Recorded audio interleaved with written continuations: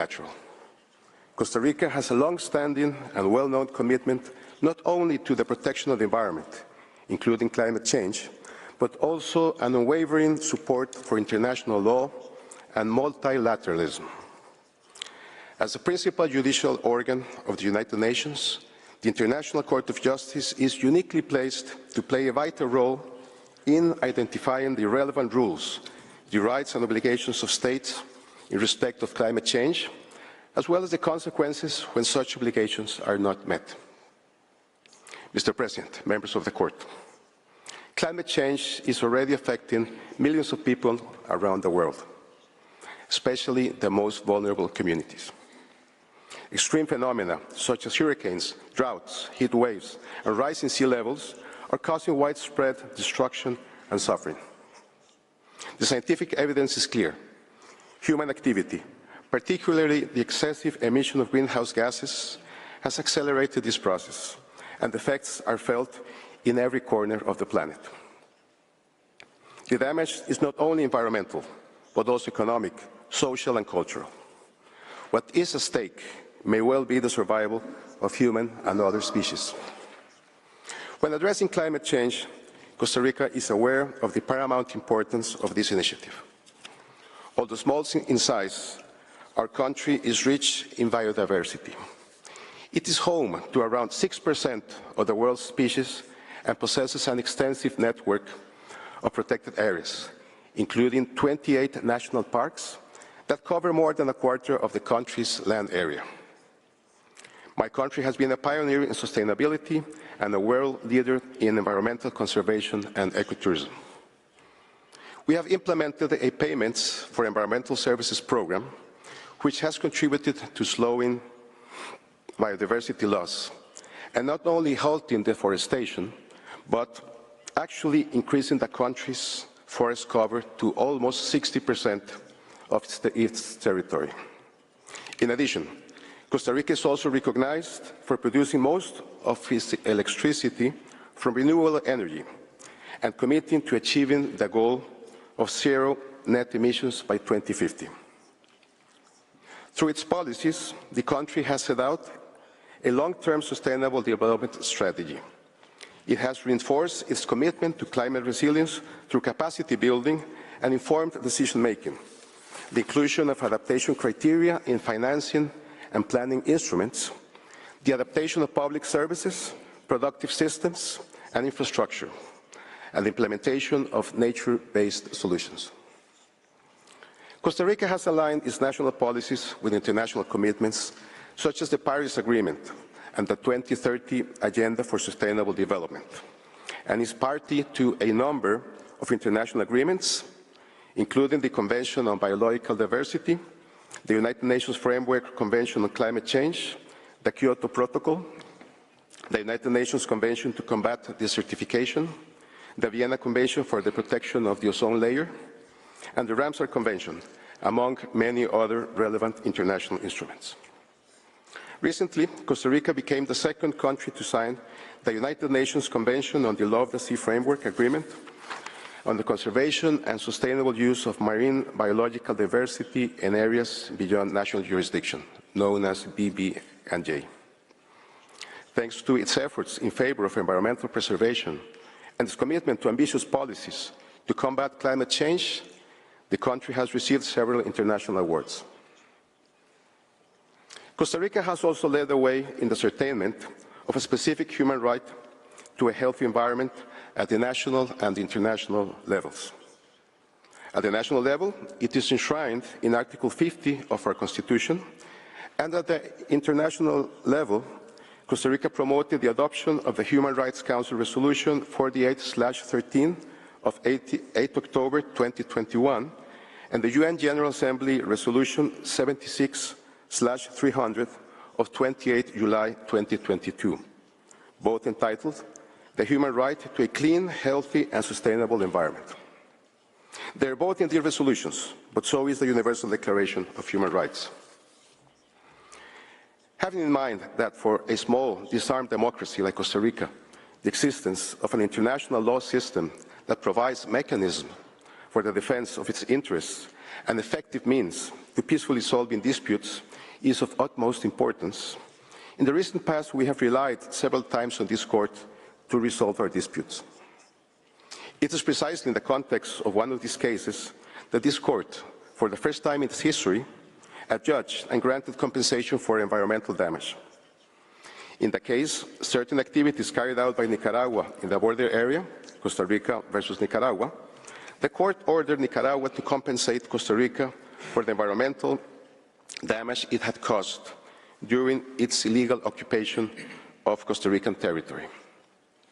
In that instance, the court concluded that it is in line with the principles of international law governing the consequences of internationally wrongful acts, including the principle of full reparation, to assert that compensation is owed for damage caused to the environment. Mr. President, members of the Court, Costa Rica is confident, once again, of the high relevance of this Court's role and has absolute trust in the beneficial impact of the advisory opinion that it will deliver for the future action of the international community to enhance efforts to tackle climate change more effectively. The issuance of an advisory opinion on this matter is not only crucial, but absolutely necessary to ensure a clear and coherent international legal framework to guide the action of states. International law, in its capacity to interrelate global norms and realities, has a central role in building a coordinated and effective response. This advisory opinion on states' obligations in relation to climate change not only will provide a legal answer to two specific questions, but can also set a milestone that inspires unified global action. I thank you for your attention, Mr. President, and I ask you to call on Professor Cohen to continue the presentation on behalf of Costa Rica. I thank His Excellency Arnoldo Brenes Castro. Je passe maintenant la parole. And I now give the floor to Professor Marcelo Cohen.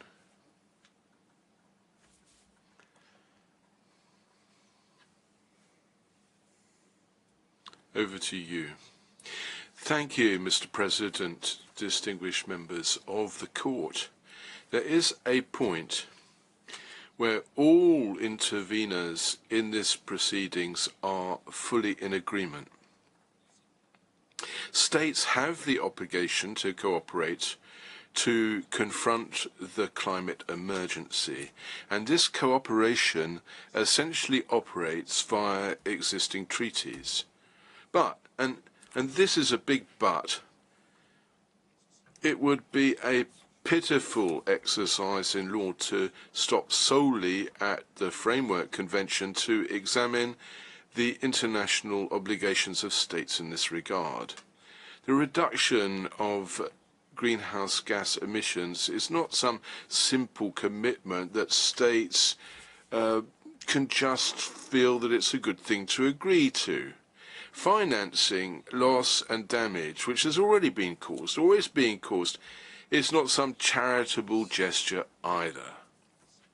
This reduction and this financing find their origin not only in agreements that states see fit to conclude, but also, and above all, in the well-established rules of international law, both substantive and with regard to state responsibility.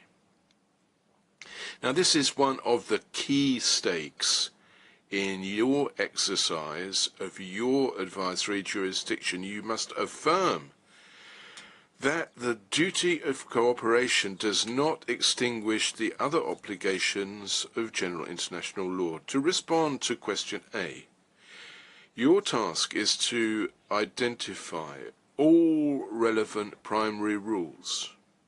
To answer question B, it is, above all, to identify which conditions allow the application of state responsibility for wrongful acts.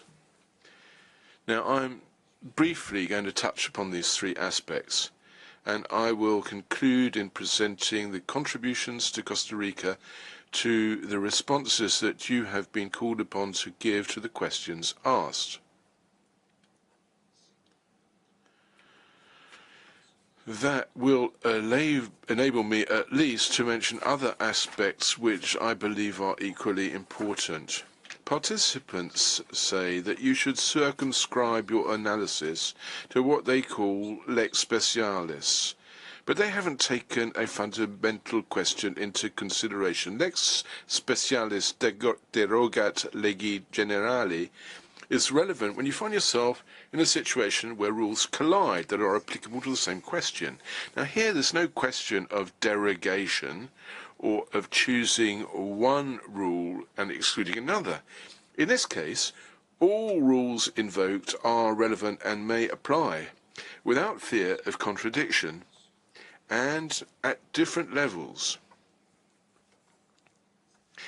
Now, that states are in agreement to cooperate in the face of climate change and that they've adopted treaties, well, that's all well and good. But in itself, that neither undermines nor extinguishes the rules of international law which are relevant to the different circumstances produced by GHG emissions. Quite the opposite is true. These treaties have to be interpreted and applied in the light of and within the framework of the legal system as a whole, and not the other way round. Indeed, the UNFCCC, the Kyoto Protocol, the Paris Agreement, the decisions taken at the COPs, and other treaty instruments do not limit the scope of these obligations under general international law. In the advisory opinion of 1996, your court did not stop at the examination of the sole treaty regime applicable to nuclear weapons. Even more reason why, given the questions put to you here, you should examine all the applicable rules. Just to mention one example. The mechanism to implement Article 15 of the Paris Agreement to facilitate compliance with its commitments does not replace rules relative to state responsibility for wrongful acts. For sure, not all participants agree with this, but these disagreements are not about the existence, yea or nay, of a new rule of international law, but on the interpretation and application of rules which already exist. And it is precisely on account of these differing interpretations that your esteemed legal advice is requested by the General Assembly. Let me now swiftly review a number of these rules. First, the duty of due diligence and the obligation to not cause significant transboundary harm. Now, these are obligations of general international law, which you've already recognized and applied, as have other courts. Nothing, but absolutely nothing, prevents the application of these rules to greenhouse gas emissions which produce significant harm to other states and to areas not subject to national jurisdiction. Moreover, the obligation to not cause significant transboundary harm is not an obligation that came into being only when it was first explicitly set down. This obligation derives from the basic principle of international law, namely sovereign equality of states. If they are obliged to respect one another, it is inconceivable to imagine that once upon a time it was permissible for one state to damage the environment of another. And this holds also for areas which were considered to be shared or not subject to national jurisdiction. The duty of due diligence is necessarily a stringent one, as ITLOS found with respect to the marine environment, a finding applicable to other areas relevant here. the assertion whereby the obligation to not cause significant transboundary harm applies solely within the framework of relations between neighbours has no basis, be it legal or logical. The key is to know whether the acts or omissions of one state produce such harm outside its own territory. Little matter that it be a few metres away or a few thousand kilometres away. Distance, distinguished members of the court, is not a circumstance precluding wrongfulness. The right to a clean, healthy and sustainable environment is also part of general international law. It is not, as some have claimed, something merely to aspire to. Whether it is expressed explicitly in a normative instrument or not, it derives from the simple finding whereby the effects of climate change on the environment affect and impinge upon access to water and food, to health, and even to life itself. Like the right of peoples to self-determination, it cannot be denied that the right to a healthy environment thus becomes a fundamental presupposition for the exercise of other human rights.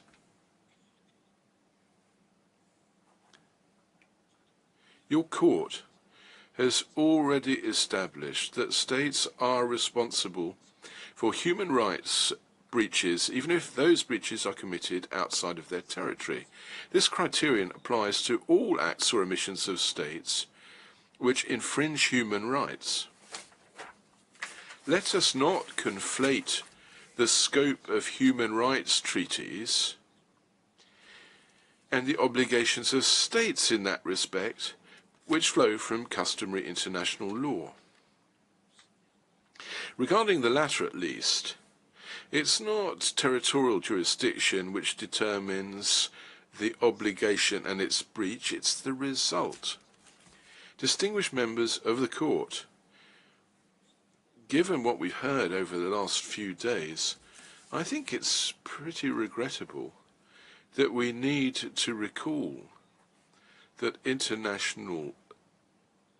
contemporary international law does not authorize states to breach human rights of persons who are beyond their jurisdictional control. The fundamental principles of international law, such as the right of peoples to self-determination and respect of territorial integrity, are called into question once you deprive states and peoples of their living conditions, of their resources, of their territory, of their maritime areas. Intergenerational equity is also fundamental to your analysis. Like the Inter-American Court, the European Court of Human Rights and other bodies, you have recognized the importance of taking into account future generations when you define the environment and its protection.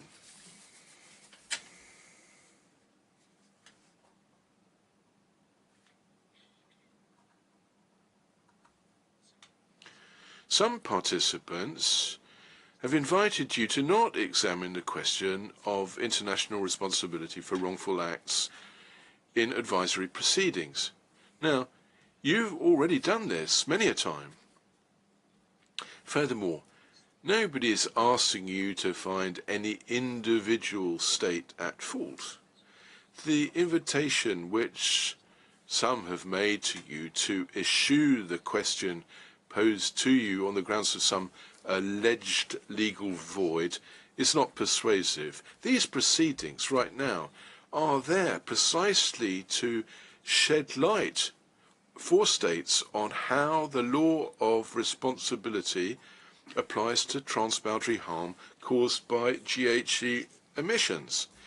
It is then up to them to examine their conduct and their situations, either as an injured state or a state at fault, to bring them into line with the law.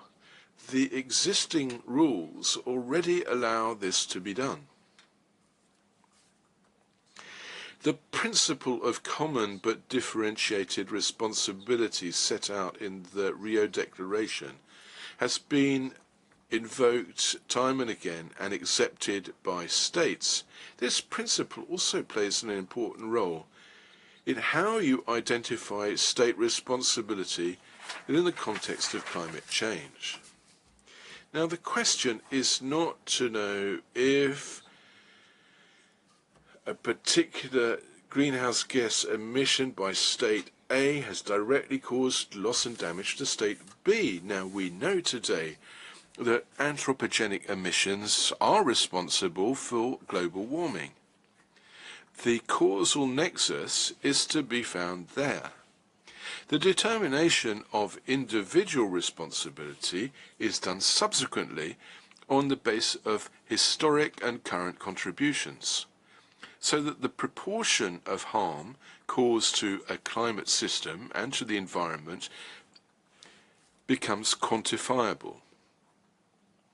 Now, far from being some progressive development, this result flows from the law of responsibility as it exists today, and which allows determination when a number of states together commit an internationally wrongful act to determine individual responsibility of each of them on the basis of their conduct.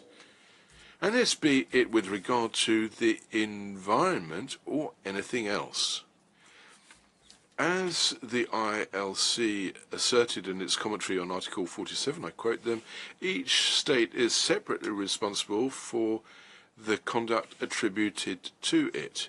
This responsibility is not diminished or reduced by the fact that one or several other states are also responsible.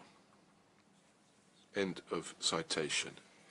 Scientific evidence shows that it is possible to determine the causal relationship between greenhouse gas emissions of certain states and climate change. To conclude, Mr. President, distinguished members of the Court, we invite you to consider the following elements to be included into your answers. In response to question A, international law imposes on states the following obligations. 1. The obligation to demonstrate due diligence in the way they deal with greenhouse gas emissions. 2. The obligation to prevent environmental harm caused by greenhouse gas emissions coming from the territory under the sovereignty or control of the state. 3. The obligation to not cause significant transboundary environmental harm on the territory of another state or in areas situated beyond national jurisdiction. 4. The obligation to protect ecosystems. 5. The obligation to take into account the consequence of greenhouse gas emissions for future generations. 6. The obligation to protect the marine environment. 7. The obligation to respect fundamental human rights, which include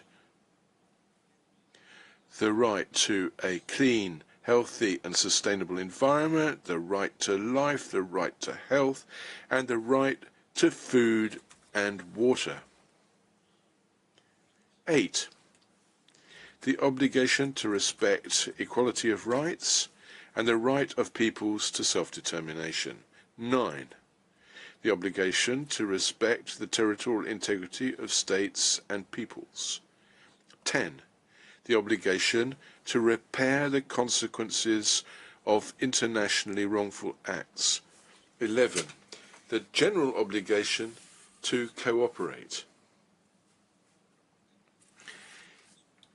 In carrying out these obligations, states also have to take into account in due fashion the ecosystemic approach, the principle of intergenerational equity and the principle of common but differentiated responsibilities and respective capabilities of states. Now, in response to question B, 1. States found responsible for breaches of these international obligations are obliged to cease this act and to offer appropriate assurances and guarantees of non-repetition if the circumstances require. And they have the duty to continue to perform the breached obligations. 2. To cease the conduct in question also includes taking mitigation measures to achieve the drastic reduction of greenhouse gas emissions. 3. States held responsible by their acts or omissions of the commission of internationally wrongful acts on account of their past or current greenhouse gas emissions have the obligation to repair the loss and damage caused to other states, peoples, and individuals. And that includes, depending on the circumstances, restitution, compensation, and satisfaction. 4. The effect of sea level rise due to anthropogenic climate warming impacting coasts and island features does not entail the loss of maritime areas. 5. All states and other international actors must recognize that existing maritime areas are maintained as they were measured and communicated pursuant to international law or as decided by a court or international tribunal. 6 states have the duty to cooperate in order to obtain the cessation of the aforementioned international breaches of international obligations and integral reparation of the loss and damage caused. 7. States have the duty to cooperate with respect to common but differentiated responsibilities and according to their respective capabilities in the protection of the environment. Mr. President, distinguished members of the Court, we don't ask you to transform yourself into superheroes using the law to save the world. We are not suggesting to you at all to hand down an opinion de lega ferenda or to rule ex equo e bono. What we are proposing is neither more nor less to exercise your advisory jurisdiction to its full extent. If you fulfill your function, you will have taken a real step forward, a small step perhaps, if you look at all that remains to be done, but a big step in enabling general international law to play the role it should play. Like the tolling of a bell, your reply may wake up the world's major decision makers so that they may, on the basis of the law, and once and for all, take the measures required to tackle this urgent and current ecological crisis. Mr. President, distinguished members of the Court, thank you for your kind attention, and that brings to an end the oral presentation of Costa Rica.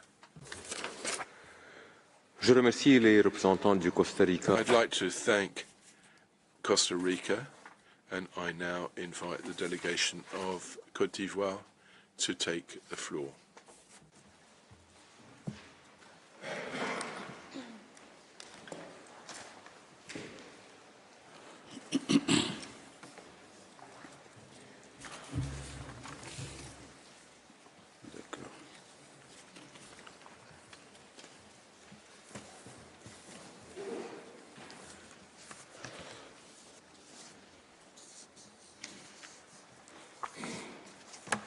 Monsieur le Président, Mr. President, members of the Court, it is an honor for me to appear before you today on behalf of the Republic of Côte d'Ivoire.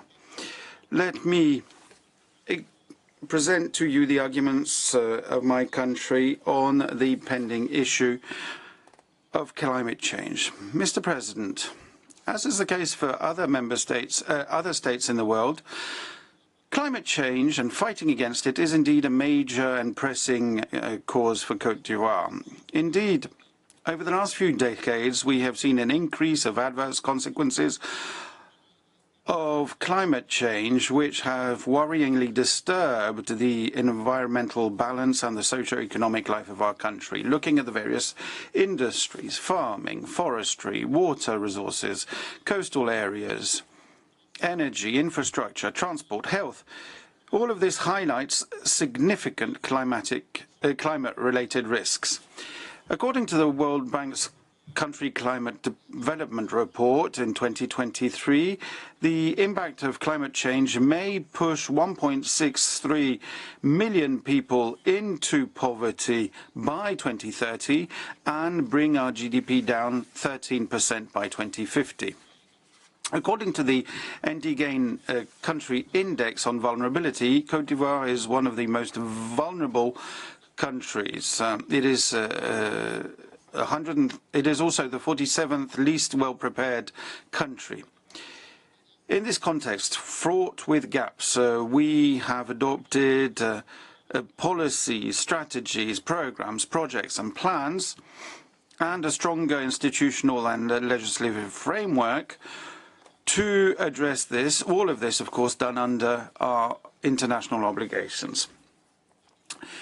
Côte d'Ivoire is a party to many international agreements, the main ones being the UNFCCC, the Convention Against Desertification and Drought, the Convention on Biodiversity, and the Paris Agreement on Climate. In this year, we also signed the BBNJ agreement on marine biodiversity on the areas beyond national jurisdiction. Similarly, we are engaged in our region, which is why Côte d'Ivoire has adopted a new set of innovative and protective legal measures. We also contribute to the coordination of climate implementation by establishing a coastal areas inspectorate, an environmental enforcement administration, and others. International obligations must be performed under the principle of CBDRC.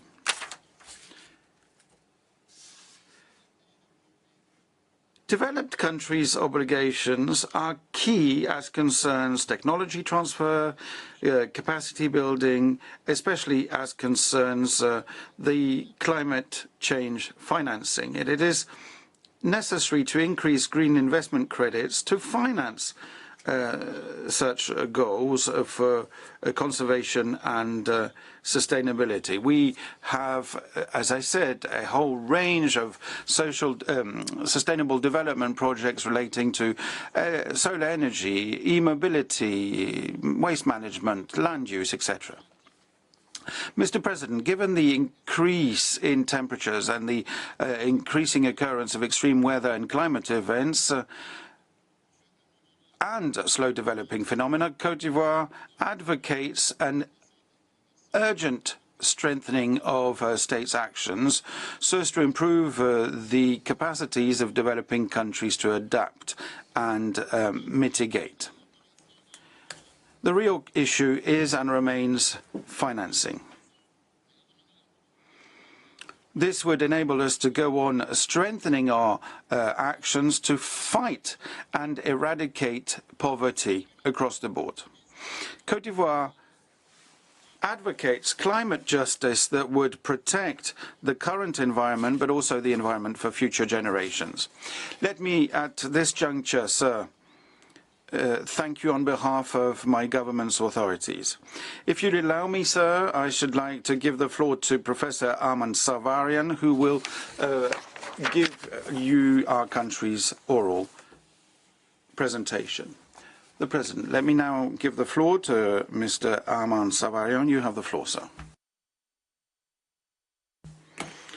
President, Côte d'Ivoire echoes what a number of participants have said. They should, to the extent possible, be interpreted so as giving rise to a single set of compatible obligations. Vu la jurisprudence des cours nationales, du titre et des cours... Given the domestic jurisprudence, ITLOS and other human rights courts decisions, we know with Portugal and others that the court's jurisdiction is an opportunity to systematically clarify and systemically clarify the legislation applicable. As Spain and Namibia and Colombia and others have said, we agree with the harmonious interpretation clause of Article 31(3)(c) of the VCLT. As concerns the two forms of lex specialis which have been mentioned under the second written submissions, we consider that it is not an exclusion of one by the other, rather an application of each form of lex specialis to respective issues. First of all, it harmonizes the relationship between the Framework Convention and the Paris Agreement. The Framework Convention was signed in 1992 in specific circumstances of the time, of the day, while the Paris Agreement is an implementing treaty signed in 2015. We agree with South Africa, Brazil, Nordic countries, Kuwait and France as concerns the harmonious integration as a whole. For instance, the integration of mechanisms to provide financial and technical assistance. We support the comments of the United States and others, according to which lex posterior provides that the Framework Convention applies only to the extent that its provisions are compatible with those of the Paris Agreement. Secondly, this brings climate law into international customary law, as was the case in the pulp mills case. We hold that the lex specialis applies in the first way, as in a simultaneous application of the special rule to the general rule, not exclusion of the international customary law, which is forever changing. So both regimes are indeed aligned. The applicable customary rule would not give rise to parallel regimes operating simultaneously with different content. Troisièmement, cette règle gère le rapport. Thirdly, this rule governs the relationship between these treaties and other specialized fields, such as law of the seas, human rights, and investment law. Let us recall the fact that the Paris Agreement rules apply to other regimes as far as they concern climate law. The other regimes remain distinct for those issues that are not covered by the Paris Agreement. New Zealand mentions Article 192 of ITLOS that provides for the taking of measures as far-reaching and efficacious as possible to prevent the deterioration and the deleterious effects of the climate change. We also agree with the EU to have the effect of imposing general substantive requirements regarding the limiting of GHG emissions on state parties, but rather as setting an exacting and stringent standard. Nonobstant les obligations distinctes sous-mentionnées de la...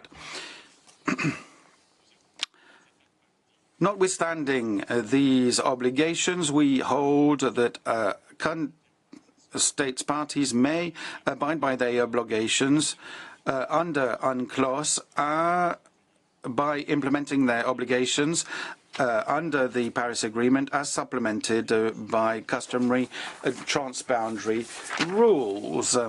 The dynamic state of customary law binds both treaty-based regimes and also avoids any conflict to law. Côte d'Ivoire considers that customary law does not apply to the interpretation of the Paris Agreement. We should therefore consider that customary obligations to evaluate and have environmental impact assessments must come under Article 4. to comply with Article 194. As Pakistan, we consider that the touchstone in the Paris Agreement is the collective obligation, and we therefore support what Australia and others have said, that it is not a binding provision given its drafting history. Given the consensus on individual obligations under Article 4, we submit that the collective objective is the internal context for its interpretation and permeates construction. We therefore consider that individual construction obligations are vital. In this respect, neither text nor subsequent decision have clarified the words significantly below 2 degrees. Temperature goal is a range instead of one fixed level. It is submitted that a ceiling exists between the hortatory ambition to pursue efforts to limit the temperature increase to 1.5 degrees and the reference point of 2 degrees. Bien que certains participants soutiennent que la limite est au-dessus. Though some participants have said that the limit is below 1.5 degrees, but this is not justified in the light of the words actions undertaken.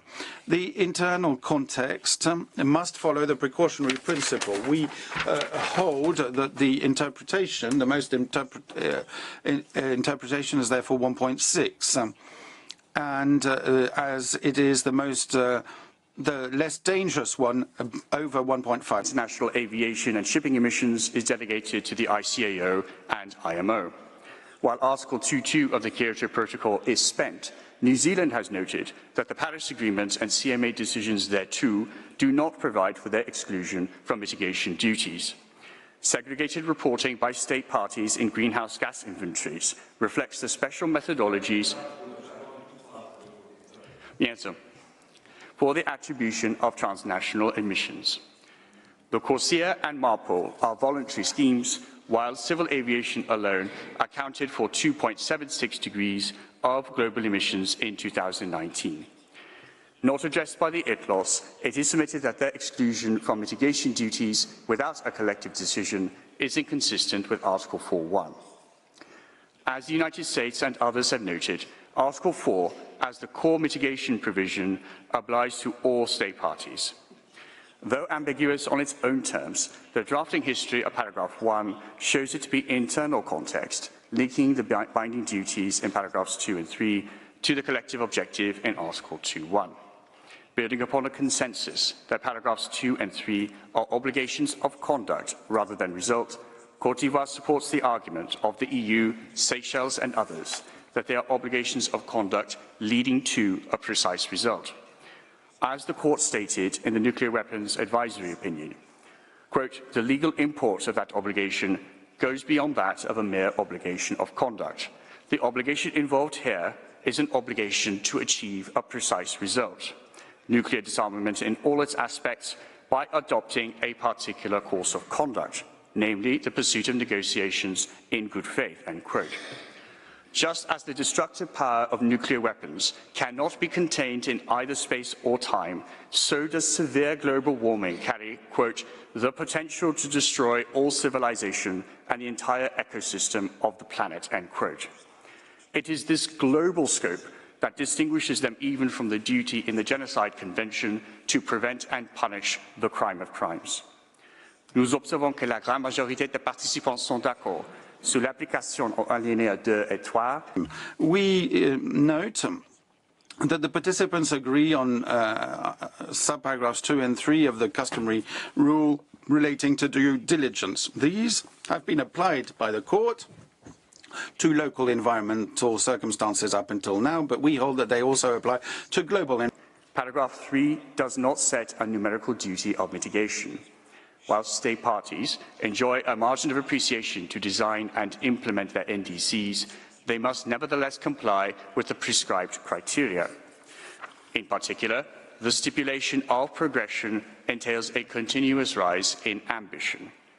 Whilst Kuwait and the United States have argued that the word will instead of shall carries a hortatory meaning, Côte d'Ivoire concurs with the EU and others that the word, quote, carries more weight than a term such as should, but does not elevate the obligation to one of result, for instance, by using the word shall, end quote.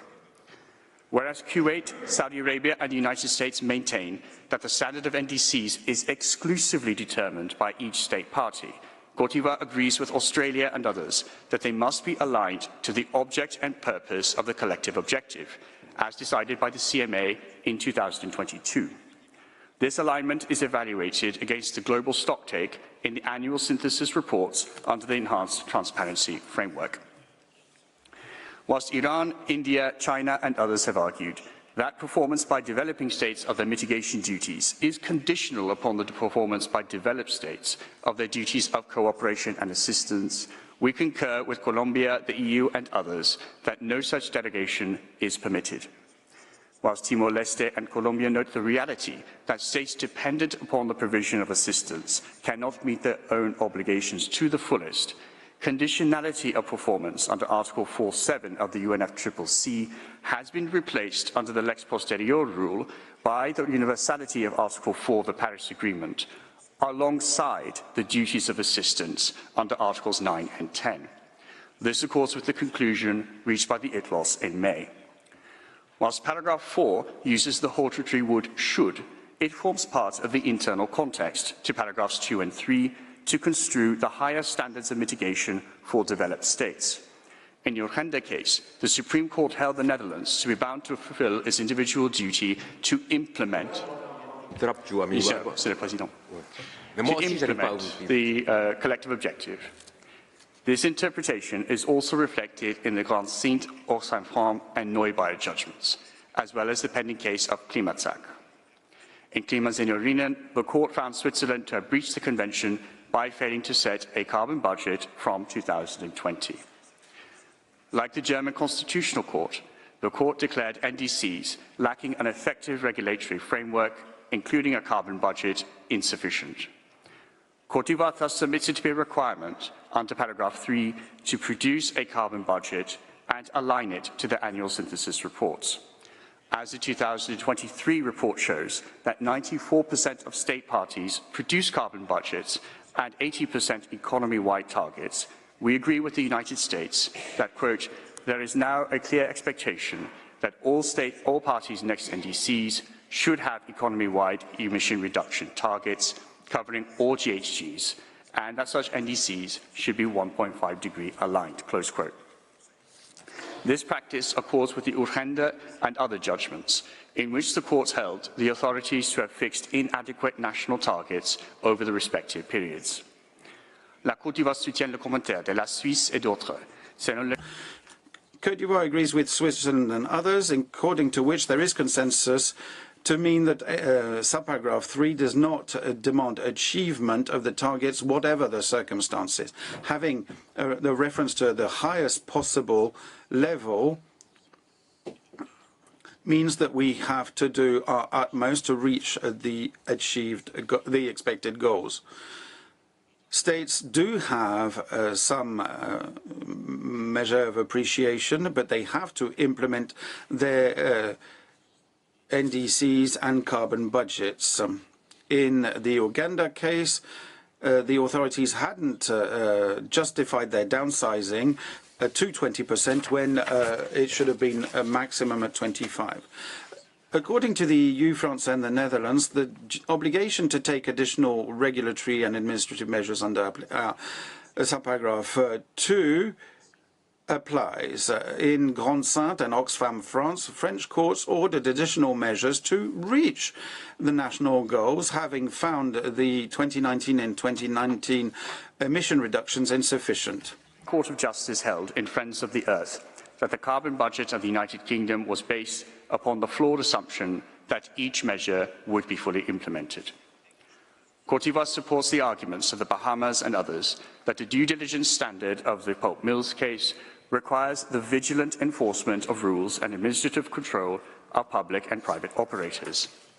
As Sierra Leone and others have argued, a key duty is to evaluate the environmental impacts of plant activity under its jurisdiction or control at the project and sector levels, holding it to be, quote, imperative for states like India to uphold their obligations under international law to mitigate greenhouse gas emissions, close quote.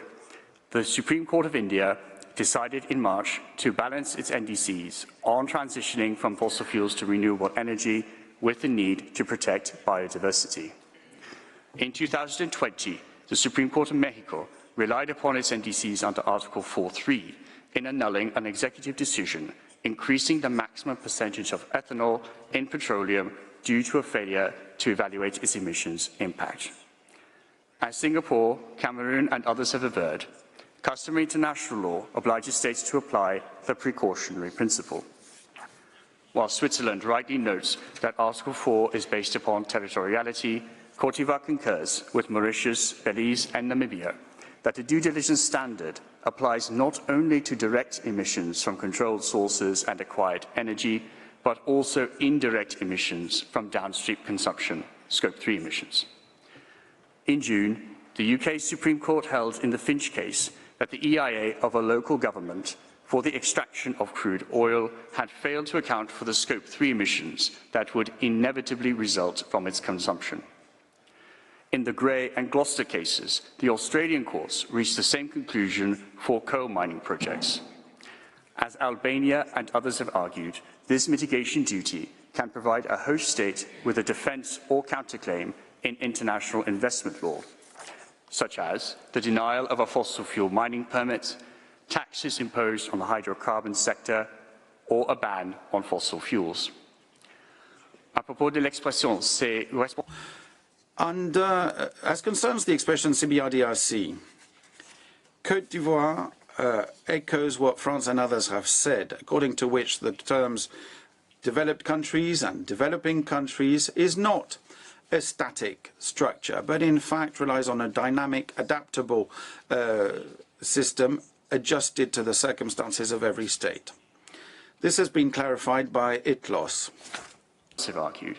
Differentiation according to national circumstances is reflected in wealth, technical capacity and human development. Some states with high socioeconomic indicators, such as Saudi Arabia and Kuwait, have argued that they should benefit from a slower pace of decarbonisation under Article 410 of the UNFCCC due to their reliance upon fossil fuel production for national income.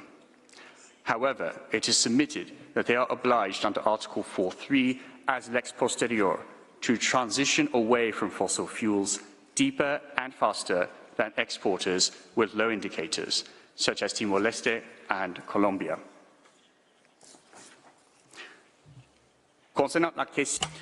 As concerns the geographical scope,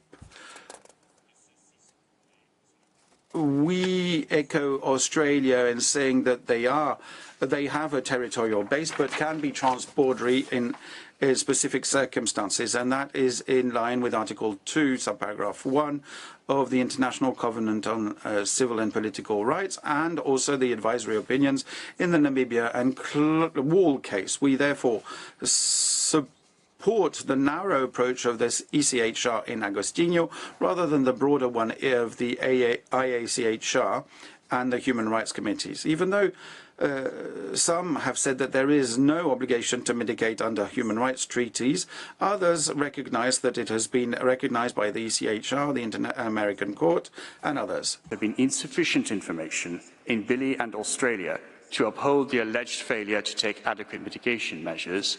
It nonetheless ruled the complaint admissible.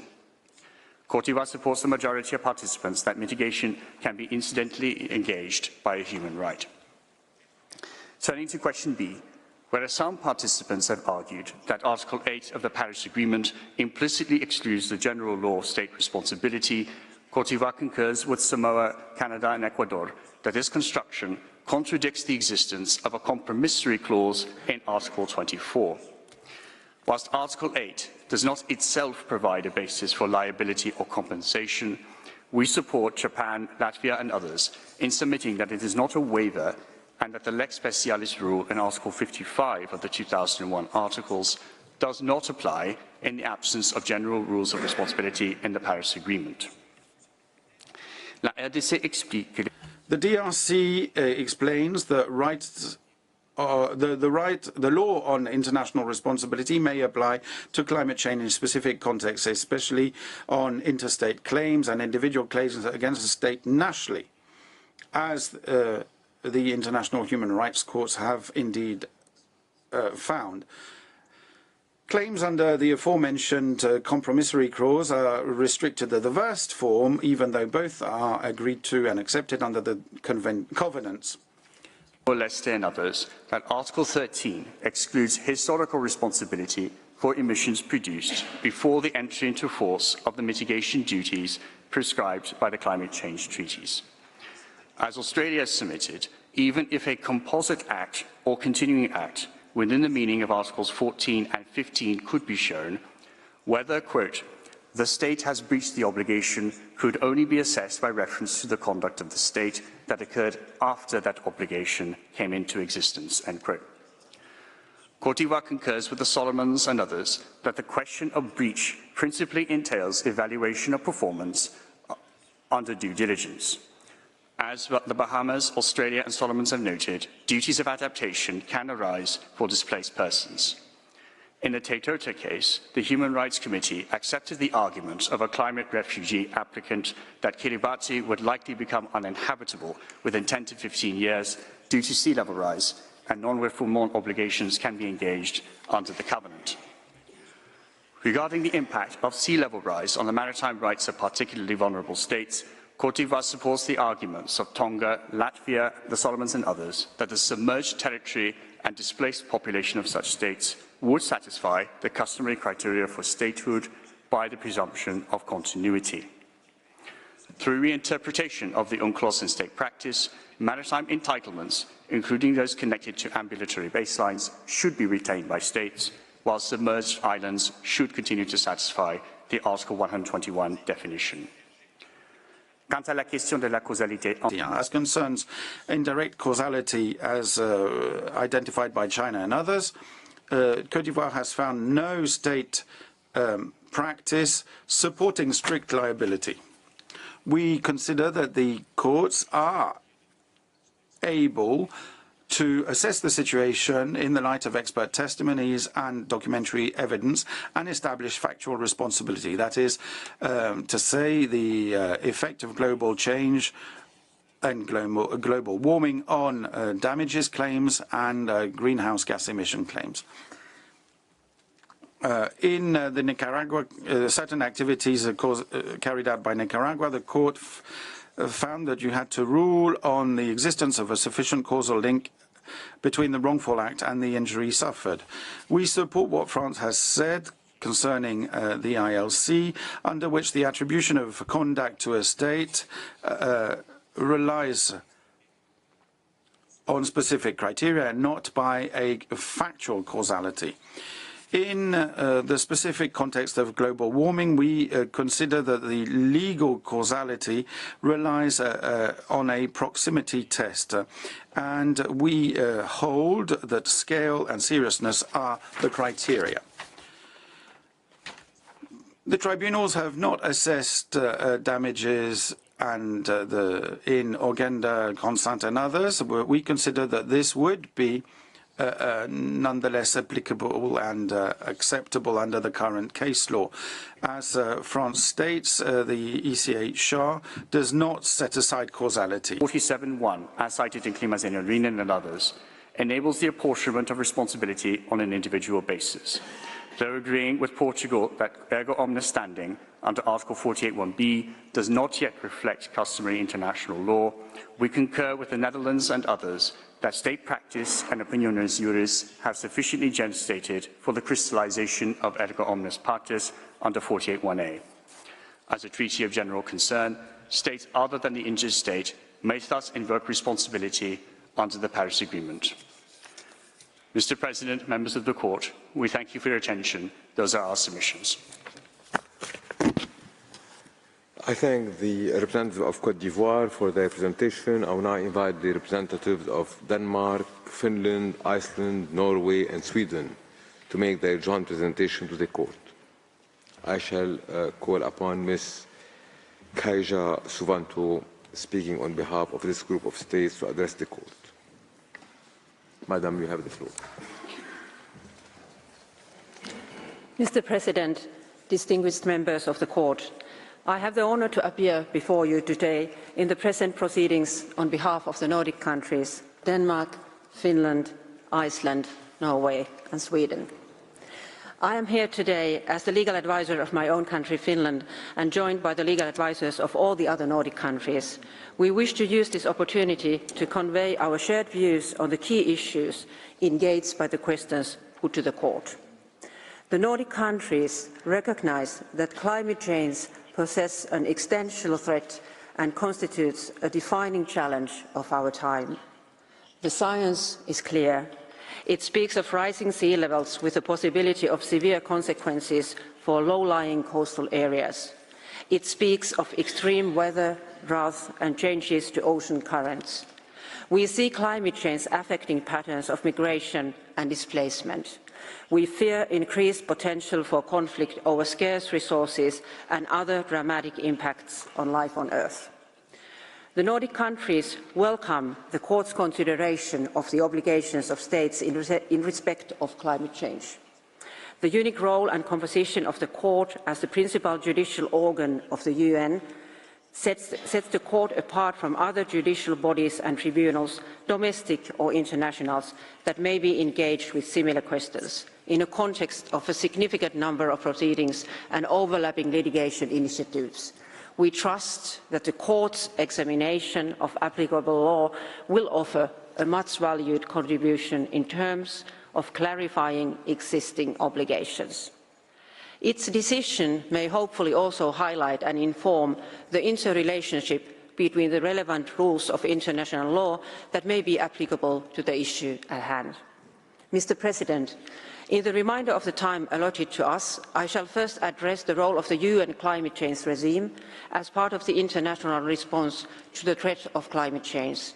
Mr. Christian Jervel, the legal advisor of Norway, will thereafter address the core obligations enshrined in that regime and the interrelationship between the UN climate change regime and other relevant rules of international law relating to the obligation to prevent damage to the climate system and the environment caused by the anthropogenic emissions of greenhouse gases. Ms. Vibeke Palstenak Jørgensen, the legal advisor of Denmark, will then finally address the question of customary international law and possible legal consequences under relevant international obligations to the extent relevant to these advisory proceedings. Mr. President, the questions posed to the Court and the interventions made during these proceedings refer to the rules and instruments from several fields of international law. In this context, the Nordic countries underline that the UN climate change regime is the principal body of international regulations, setting out obligations of states to ensure the protection of the climate system for anthropogenic emissions of greenhouse gases. It is also the primary vehicle for driving forward the global response to climate change. The UN climate change regime has been carefully developed through political negotiations over the course of the last 30 years. It comprises the 1992 United Nations Framework Convention on Climate Change, the 1997 Kyoto Protocol to the Framework Convention, and the 2015 Paris Agreement. It also comprises several supporting institutions and arrangements, such as the Conference of the Parties to the Framework Convention, the COP, and the Conference of the Parties serving as the meeting of the parties to the Paris Agreement, the CMA. The large number of decisions taken within these frameworks to facilitate the implementation of the agreement is also part of the regime. The negotiation and political work within this framework constitute the main forum for increasing global action to respond to the threat of climate change. It has delivered carefully formulated decisions over the years. Combating climate change is a global challenge and it depends on global solutions. This is what the UN climate change regime is established to facilitate, including through the provision for the negotiation of any further obligations within the COP and the CMA. Mr. President, honourable members of the Court, I thank you for your attention. I will now ask Mr. Christian Jervel, the legal advisor of Norway, to come to the podium to elaborate on the core obligations of the UN climate change regime. I thank Ms. Wantu, and I'll give the floor to Ms. Christian Jervel. You have the floor, sir.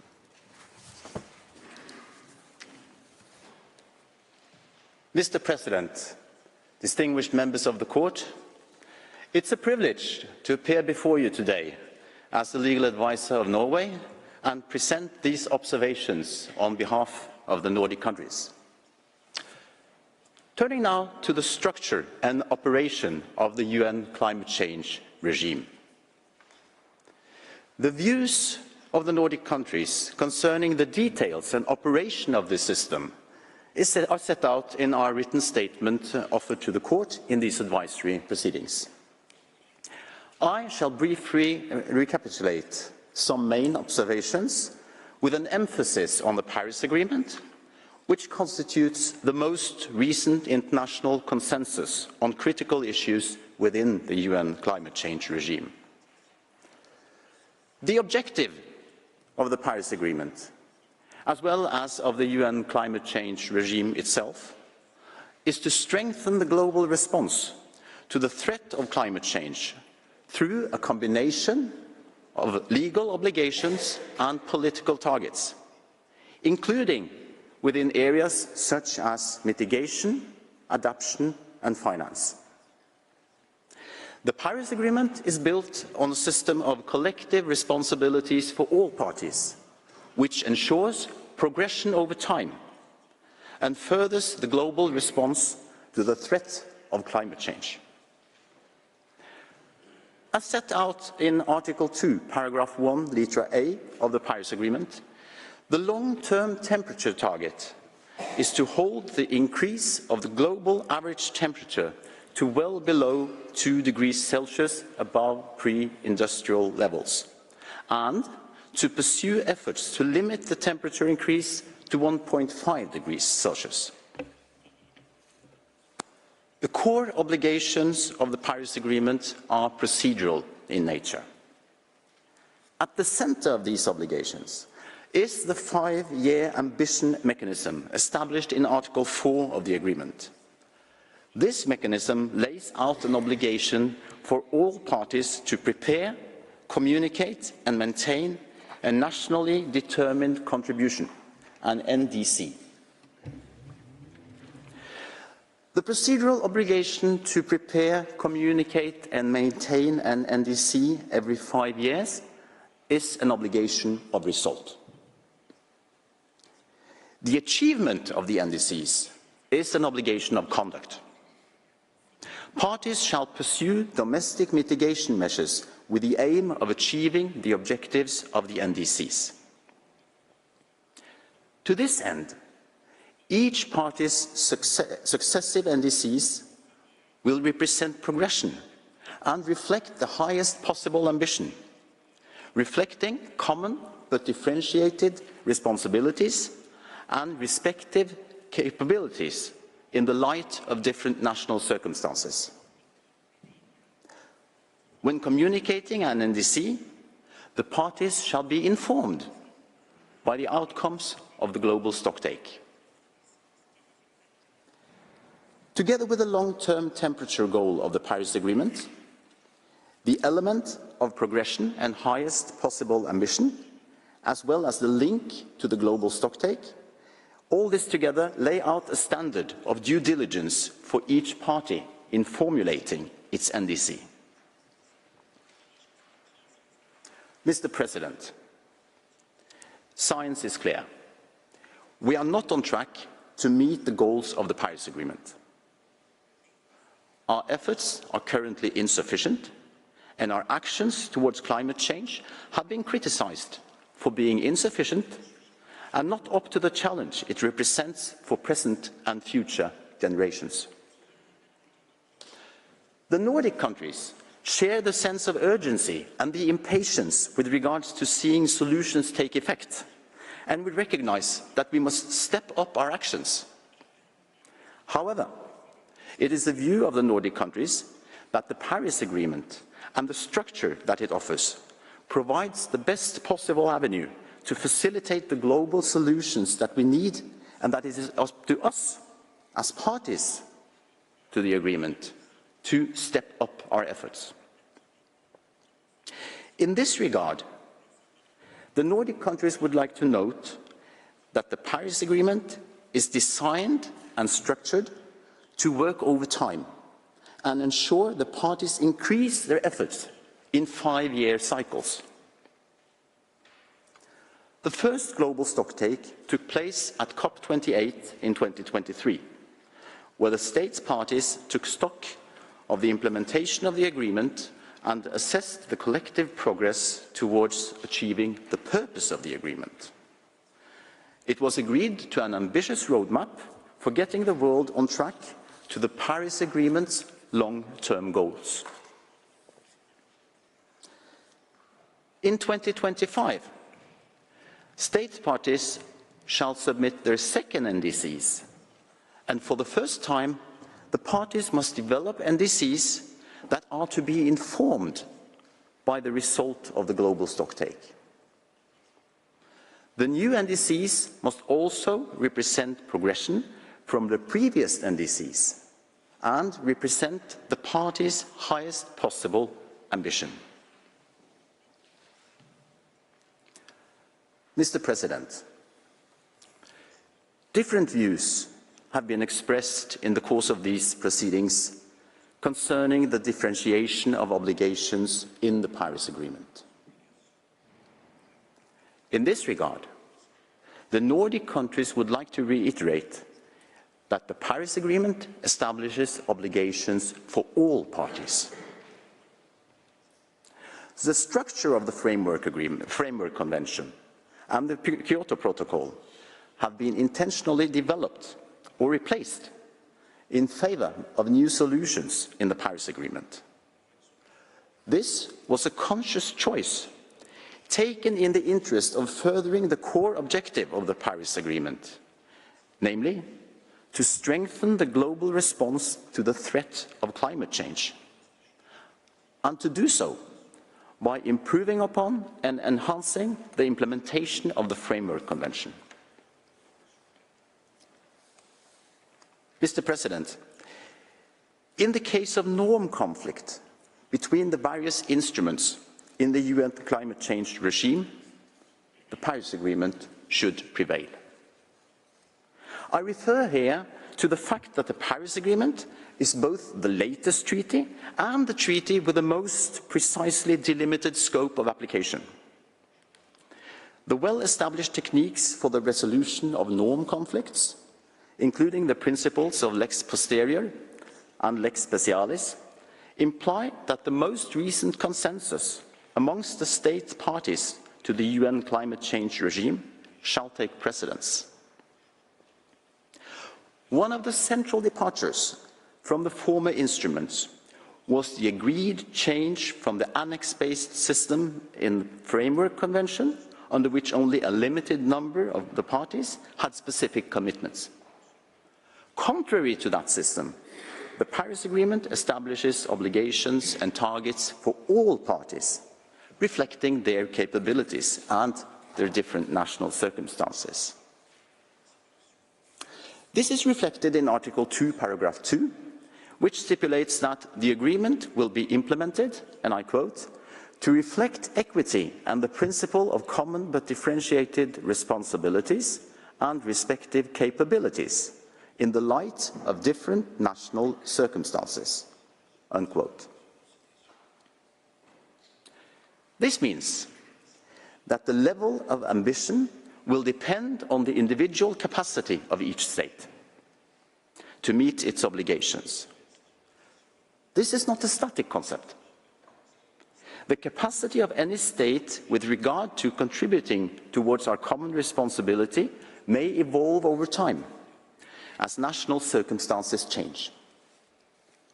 The principle of common but differentiated responsibilities and respective capabilities as applied in the Paris Agreement serves to inform the understanding of what can be expected from each state.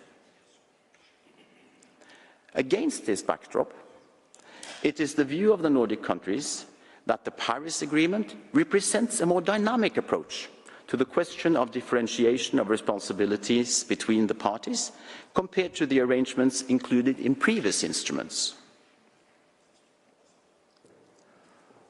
While parties may implement and fulfill the obligations differently, the model of progressive ambition ensures that all state parties are regularly increasing contributions to be on track to fulfill our common overarching responsibility. This notably serves to abandon the bifurcated and static approach of linking obligations to annexes, as set out in the Framework Convention. It also creates a structure to facilitate that all state parties make effective contributions towards addressing our common concerns. Nature is not interested in the origin of a contribution, but its net effect for the mitigation of climate change and environmental harm. That is why it is important that the Paris Agreement creates a system that establishes obligations for all. We cannot solve the climate crisis, without the best efforts of all. Mr. President, I will now turn to the systemic relevance of the United Nations climate change regime for the interpretation of rules external to that regime.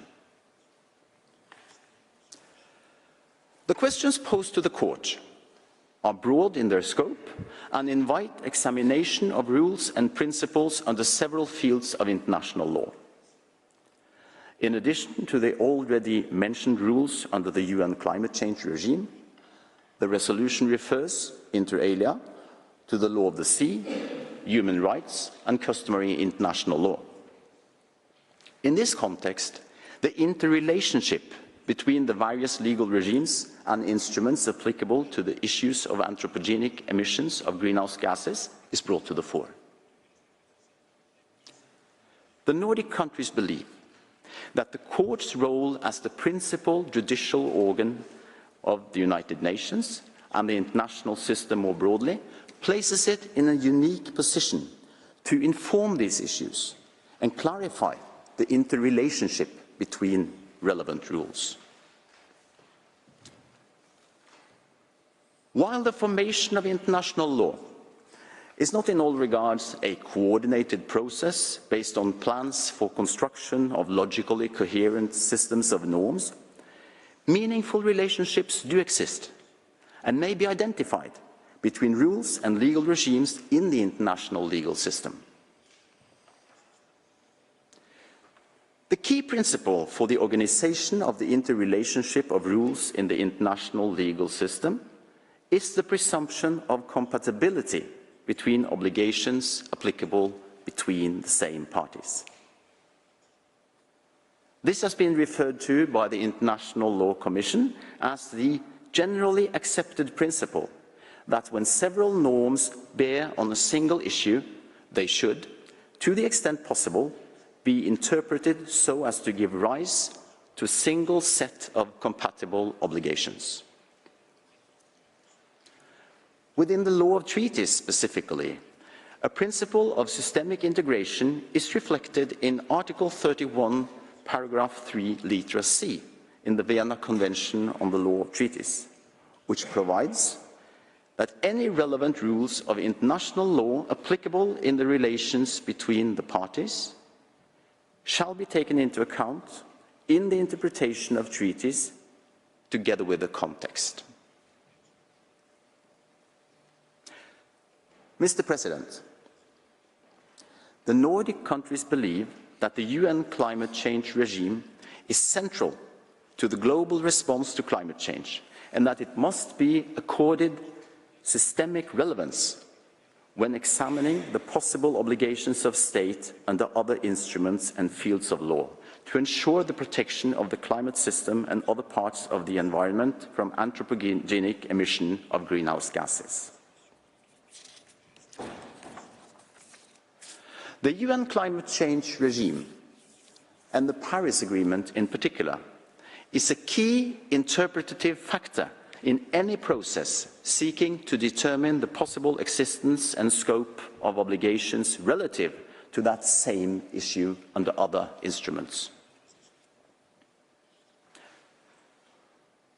Where such instruments establish obligations of conduct, and where such instruments are to be applied to evaluate whether a state has acted with the appropriate due diligence with regard to reducing anthropogenic emissions of greenhouse gases, the determination of what constitutes due diligence in that context would be informed by the expectations for such reductions as set out in the Paris Agreement, which reflects the most recent consensus among states on the matter. In relation to the marine environment, for example, the Court should look at the United Nations Convention on the Law of the Sea, which sets out the legal framework within which all activities in the oceans and seas must be carried out. However, in the application of a standard of due diligence under the Convention relating to marine pollution from anthropogenic emission of greenhouse gases, the Convention cannot be considered in a vacuum. This entails that the Convention must be understood with due regard to other relevant and compatible rules of international law applicable in the relation between the parties.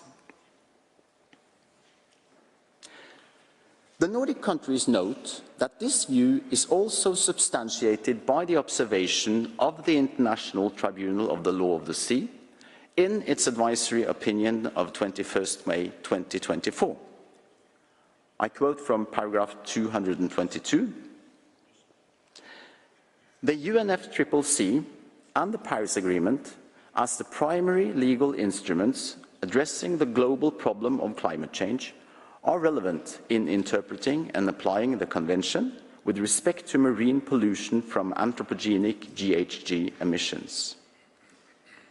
In particular, the temperature goal and the timeline for emission pathways set out in the Paris Agreement inform the content of necessary measures to be taken under Article 194, paragraph 1 of the Convention. End of quote. Mr. President, honourable members of the Court, I thank you for your kind attention. I will now ask Ms. Vibeke Pasternak-Jørgensen, the legal advisor of Denmark, to come to the podium to address the question of customary international law. I thank Mr. Jerbil. I now give the floor to Ms. Vibeke Pasternak-Jørgensen. You have the floor, madam. Mr. President, distinguished members of the Court, it is an honour for me also to appear before you today and deliver the final part of the statement on behalf of the Nordic countries. The questions put to the Court invite an examination of possible obligations under customary international law that may have a bearing on environmental damage stemming from anthropogenic emissions of greenhouse gases. The Court has, in the Corfu Channel case, among other cases dealing with transboundary environmental consequences, stated that states have an obligation under customary international law to exercise due diligence in not knowingly allowing their territory to be used for acts that prejudice the rights of other states. This would include acts that cause significant damage to the environment of another state. Also, in the pulp mills case, the Court further referred to the principle of prevention as a customary rule with origins in due diligence that is required of a state in its territory, stating that, and I quote, "A state is thus obliged to use all means at its disposal in order to avoid activities which take place in its territory or in any area under its jurisdiction, causing significant damage to the environment of another state." Unquote. Mr. President, we note that the argument has been made in the course of these proceedings that the obligation to prevent transboundary environmental harm also applies with regard to anthropogenic emissions of greenhouse gases. The Nordic countries wish to point out that the standard applied in the cases that I just referred to has been developed based on state practice relating to direct and manifest injury in bilateral affairs. It has not in any situation thus far been applied outside that context to cases of alleged harm to natural systems or other more abstract elements that might in turn lead to consequences somewhere else on the planet. The obligation of states under customary international law to prevent significant transboundary harm to other states or to areas beyond national jurisdiction is generally worded and neutral as to the source of harm. Furthermore, there is no evidence in state practice or in opinio juris among states that this obligation can be transposed to specific obligations under international law to ensure the protection of the climate system or the prevention of consequences due to climate change. It is, in our opinion, important to note that the harm in question must qualify as significant damage and affect the environment of another state or area beyond national control. A significant harm, evidentially resulting from the anthropogenic emissions of one state within its own jurisdiction, could, in principle, qualify as a relevant source of significant harm to an area beyond that state's jurisdiction. However, the ascertainment of a link between the emissions of one particular state and a specific harm beyond that state's jurisdiction attains particular complexity, considering that there is no generally accepted standard for the determination of the effects of a specific act on the climate system and other parts of the environment. Nor is there any specific standard that is accepted by states for the apportionment and causal interrelationship of the combined emissions of states. The Nordic countries stress that a determination as to whether a state, through anthropogenic emissions of greenhouse gases, has reneged on a general obligation to act with due diligence to prevent significant transboundary harm would need to take into account the extent to which that state has taken the steps expected of it under relevant instruments of international law, including, of course, in particular, the Paris Agreement. In line with the points mentioned, the Nordic countries question whether the obligation under customary international law to prevent significant transboundary environmental harm can be applied as such to climate change resulting from the shared activities of humankind. Mr. President, with the Court's permission, I will now present the observations of the Nordic countries concerning question B. I shall first note that the Nordic countries read the question of legal consequences as referring to an application of the rules of state responsibility to any situation of violation of primary rules identified under question A. In this context, the Nordic countries note the arguments put forward in the course of these proceedings that raise questions relating to historical responsibility and the view according to which certain states should bear a responsibility towards others. It is important to note that in connection with the adoption of the resolution that requested this advisory opinion from the Court, numerous states stressed the need for the Court to approach the issue of legal consequences and responsibilities with a view to clarifying existing international law and by that offer a contribution to future compliance. The questions posed to the Court are thus not based on any assumptions, presumptions or allegations towards certain states. The approach is forward-looking and not aimed at an assessment of any specific historical act or omissions or any specific case. Bearing this in mind, the Nordic countries also wish to highlight that the Paris Agreement is a result of careful considerations regarding the roles of all states, both developed and developing.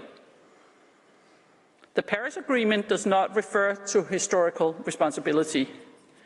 During the negotiations of the Paris Agreement, questions of fair burden sharing were raised and different models were proposed to include such concepts.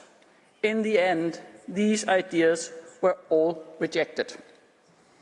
The Paris Agreement, however, does reflect differentiation in various provisions, such as under Article 4, Para 4, where developed countries, parties, should continue to take the lead by undertaking economy-wide absolute emission reduction targets. Another such example is found in Article 9, Para 1, according to which developed country parties shall provide financial resources to assist developing country parties with respect to both mitigation and adaptation. At the recent COP29, parties agreed to set a new collective quantified goal on climate finance of at least $300 billion annually by 2035, with developed countries continuing to take the lead and developing countries being encouraged to contribute. The decision also includes a call to all actors to work together to scale up finance to developing countries from all public and private sources to the amount of at least $1.3 trillion per year by 2035. The climate finance is not a matter of reparation, but a means to facilitating contributions towards achievement of our common goals of the Paris Agreement with a view to strengthening the global response to the threat of climate change. Let me now turn to the wording of question A and our remarks on state responsibility. The question refers to acts or omissions that have caused significant harm to the climate system and other parts of the environment. In the view of the Nordic countries, this does not constitute a legal standard, but a standard that must be established through interpretation of applicable and specific primary obligations. Turning to the assessment of any legal consequences for states under international law, we present our observations based on the draft articles of the responsibility of states for internationally wrongful acts that were adopted by the ILC in 2001. We consider that the draft articles in general reflect customary international law as already recognized by this court.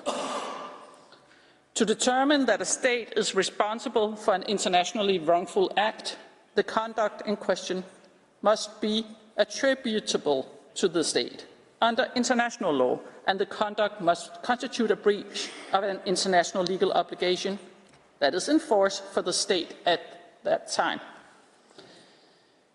To consider contribution to climate change a potential internationally wrongful act is also conditioned upon the establishment of causality between one state's anthropogenic emissions of greenhouse gases and its interference with the climate system, thus giving rise to a breach of an international obligation of that state. The attribution of detrimental environmental impacts flowing from anthropogenic emissions of greenhouse gases engage complex questions of causation. These are intricately connected to the nature and function of global consumption patterns of energy systems and the combined requirements of life worldwide. There is no generally accepted set of criteria for the determination of a qualified link between the acts of one state and a specific detrimental consequence. In addition, the transboundary nature and global consequences of climate change give reason to draw attention specifically to Article 46 and 47 of the draft articles that deal with plurality of injured states and plurality of responsible states, respectively.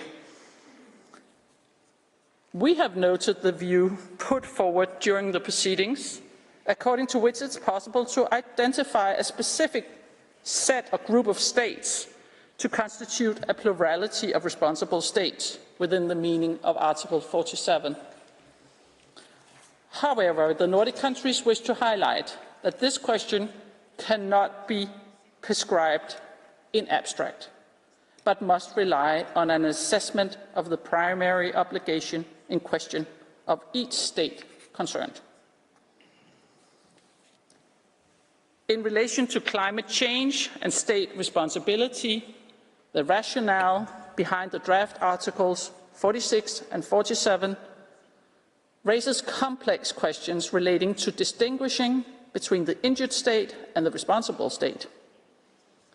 States assume both roles at the same time. The threat of climate change is a serious global challenge that requires a common and immediate response by all states and the international community. It is not a matter that can be reduced to an identifiable act or omission by any one state. In the view of the Nordic countries, the UN climate change regime, and in particular the Paris Agreement, is key to assessing to which extent any state has acted with the necessary due diligence to ensure the protection of the climate system and other parts of the environment from anthropogenic emissions of greenhouse gases. Mr. President, honourable members of the Court, in conclusion, I will reiterate the main points of the Nordic countries. The global community is not on track to reach the long-term climate goals of the Paris Agreement. Further action is needed to combat the adverse effects of climate change. The Nordic countries stress that this is a global challenge that calls for ambitious political action by all states. In the view of the Nordic countries, the Paris Agreement provides a comprehensive and global framework for achieving our common goal. The objective of the agreement is to strengthen the global response to the threat of climate change through a combination of legal obligations and political targets.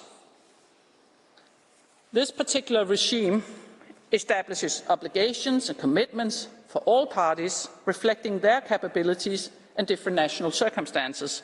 The capacity of any state with regards to contributing towards our common responsibility is not static, and it may evolve over time as national circumstances change. We believe that possible obligations of states under other instruments and fields of law in respect of climate change must be addressed in careful consideration of the interrelationship with the United Nations climate change regime and the Paris Agreement. We recognize this Court's unique position to inform the understanding of the interplay between the various fields of law applicable to the protection of the climate system and the environment. The Nordic countries trust that the Court's forthcoming assessment and clarification of applicable international law will assist all states in identifying and advancing political decisions to further the global response to the threat of climate change. Mr. President, distinguished members of the Court, this concludes our intervention, and we thank the Court for its kind attention. I thank the representatives of Denmark, Finland, Iceland, Norway and Sweden for their joint presentation. Before I invite the next delegation to take the floor, the Court will observe a break of 15 minutes. The hearing is suspended.